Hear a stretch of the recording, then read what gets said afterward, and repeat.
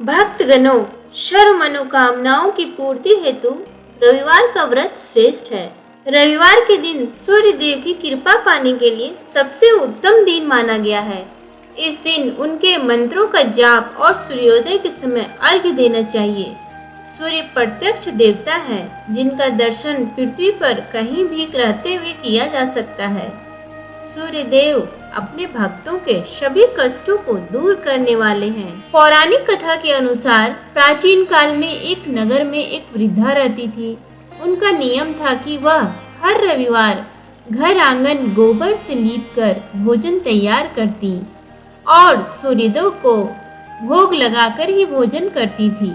ऐसा व्रत करने से उसका घर अनेक प्रकार के धन धान्य से पूर्ण था। श्री हरि की कृपा से घर में किसी प्रकार का विघ्न या दुख नहीं था। सब प्रकार से घर में आनंद रहता था। इस तरह कुछ दिन बीत जाने पर उसकी एक पड़ोसन, जिसकी गौ का गोबर वह वृद्धा लाया करती थी, विचार करने लगी कि यह वृद्धा सर्वदा मेरी गौ का गोबर ले जाती है, इसलिए अपनी गौ को घर के भीतर बांधने लग गई। वृद्धा को गोबर ना मिलने से रविवार के दिन अपने घर को ना लीप सकी, इसलिए उसने ना तो भोजन बनाया, ना भगवान को भोग लगाया तथा स्वयं भी उसने भोजन नहीं किया। इस प्रकार उसने निराहार व्रत किया। रात्रि हो गई और वह भूखी सो गई। रात्रि में भगवान ने उसे स्वप्न दिया और भोजन न बनाने तथा लगाने का कारण पूछा। वृद्धा ने गोबर न मिलने का कारण सुनाया।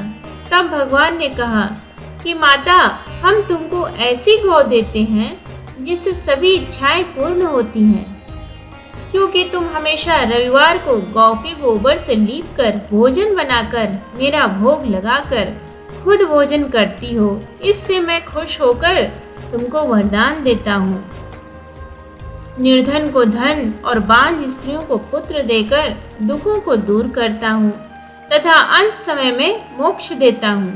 स्वप्न में ऐसा वरदान देकर भगवान तो अंतर ध्यान हो गए और वृद्धा की आंख खुली तो वह देखती है कि आंगन में एक अति सुंदर गौ और बछड़ा बंधे हुए हैं। वह गाय और बछड़े को देखकर अति प्रसन्न हुई और उसको घर के बाहर बांध दिया और वहीं खाने को चारा डाल दिया।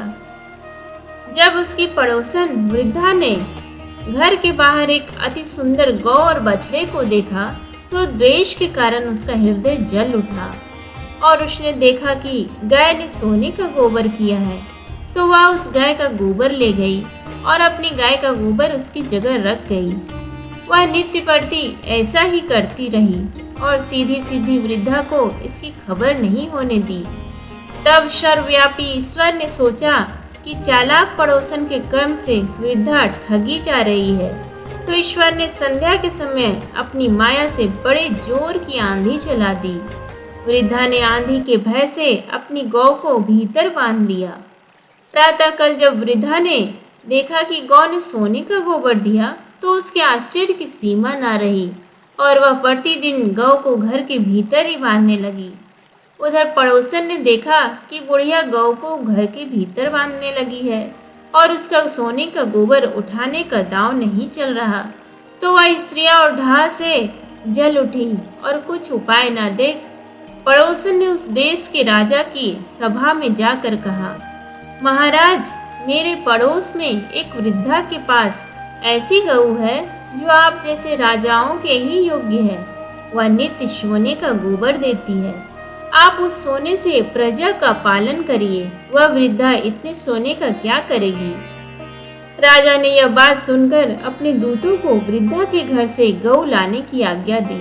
वृद्धा प्रातः ईश्वर का भोग लगा भोजन ग्रहण करने जा ही रही थी कि राजा के कर्मचारी गौ खोल कर ले गए। वृद्धा काफी रोई चिल्लाई, किंतु कर्मचारियों के समक्ष कोई क्या कहता। उस दिन वृद्धा गौ के वियोग में भोजन ना खा सकी और रात भर रो रो कर ईश्वर से गौ को पुनः पाने के लिए प्रार्थना करती रही। उधर राजा गौ को देखकर बहुत प्रसन्न हुआ, लेकिन सुबह जैसे ही वह उठा सारा महल गोबर से भरा दिखाई देने लगा। राजा यह देख घबरा गया। भगवान ने रात्रि में राजा को स्वप्न में कहा कि हे राजा, गाय वृद्धा को लौटाने में ही तेरा भला है। उसके रविवार के व्रत से प्रसन्न होकर मैंने उसे गाय दी थी। प्रातः होते ही राजा ने वृद्धा को बुलाकर बहुत से धन के साथ सम्मान सहित गौ बछड़ा लौटा दिया। उसकी पड़ोसन को बुलाकर उचित दंड दिया। इतना करने के बाद राजा के महल से गंदगी दूर हुई। उसी दिन से राजा ने नगर वासियों को आदेश दिया कि राज्य की तथा अपनी समस्त मनोकामनाओं की पूर्ति के लिए रविवार का व्रत रखा करो। व्रत करने से नगर के लोग सुखी जीवन व्यतीत करने लगे। कोई भी बीमारी तथा प्रकृति का प्रकोप उस नगर पर नहीं होता था। सारी प्रजा सुख से रहने लगी। रविवार व्रत पूजन विधि। रविवार का व्रत कम से कम 12 व्रत अवश्य रखना चाहिए। हालांकि यदि संभव हो तो पूरे साल रखना चाहिए। सूर्य को जल देने के बाद भगवान सूर्य के बीज मंत्र की कम से कम 5 माला का जाप जरूर करें। इसके बाद व्रत की कथा पढ़ें।